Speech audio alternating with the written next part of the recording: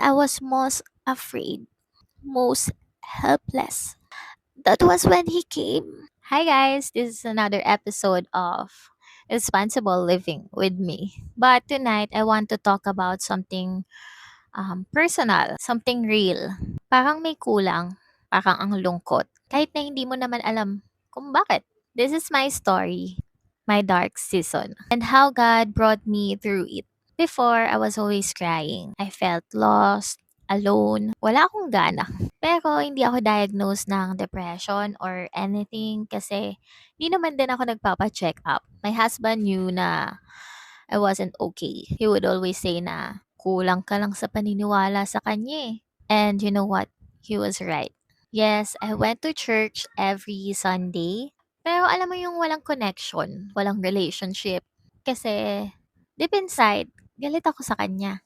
I was only 12 years old when I lost my dad. And that broke me. My only prayer was, Lord, please, wag mo kunin si Papa. Pero, kinuha pa rin niya. So after that, I stopped asking. Yes, I prayed. Yes, I went to church.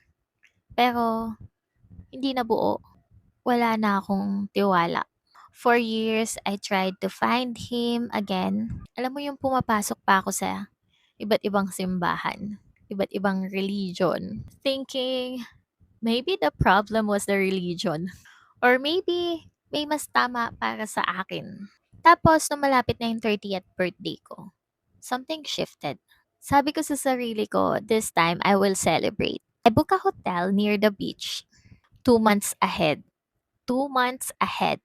Pinag-ipunan ko talaga, pinagplanuhan ko. I even checked the route on Google Map. Safe ba yung daan? Wala bang bundok? Kasi takot ako sa bundok. But on the way to the resort, we we took a faster route na sinasabi ni Google Map. Only to find out that it was a dangerous mountain. Pagdating namin dun sa tuktok ng mountain, wala na palang daan. Bangin na siya. We couldn't even make a U-turn. We tried reversing and then, bam! May malaking bato dun sa ilalim ng sasakyan. And just like that, we're stuck on a mountain with our kids. Grabe. Yung kinatatakutan ko. Doon pa talaga. So, siguro may isang oras na din kami na tinatry na makaalis doon. Pero sabi ko, iwan na natin yan.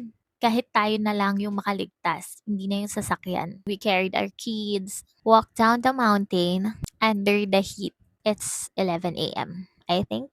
Walang signal. Sumisigaw kami na, tulungan niyo po kami. Ganyan, sa mountain. As in, para siyang final destination. Kahit anong sigaw namin, echo lang yung nadidinig and walang tao. And then we found a kubo. May tatlong lalaki dun. Yung dalawang lalaki, bumaba sila ng mountain to ask for our rescue. Kasi they only had a radyo. At wala talagang signal dun. Radyo lang yung meron. We waited for several hours. Walang rescue. It was getting dark. Kung ano-ano na talaga yung iniisip namin. Na what if etong mga tao na to, masama sila. What if eto na pala yung katapusan namin? Nung time na yon, nagpe-pray lang ako. Sabi ko, Lord, ligtas mo kami ngayon. Magsuserve ako sa'yo. Exactly 7 p.m. Gabi na. We got rescued. Hinila yung sasakyan namin down the mountain, papunta dun sa barangay hall nila. And dun kami nagpalipas ng gabi. Tapos umiiyak ako.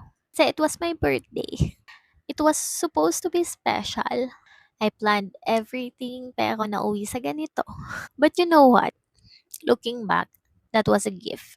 That moment on the mountain, and I was most afraid, most helpless. That was when he came for me, not just physically, but spiritually. When I got home, I started serving in the church. And week after week, I felt something I had never felt in years. Peace, joy, purpose, connection. Yung akala kong birthday nightmare was actually his way of rescuing me. Not from the mountain, but from my darkness. I let him back in. He filled every empty space in my heart.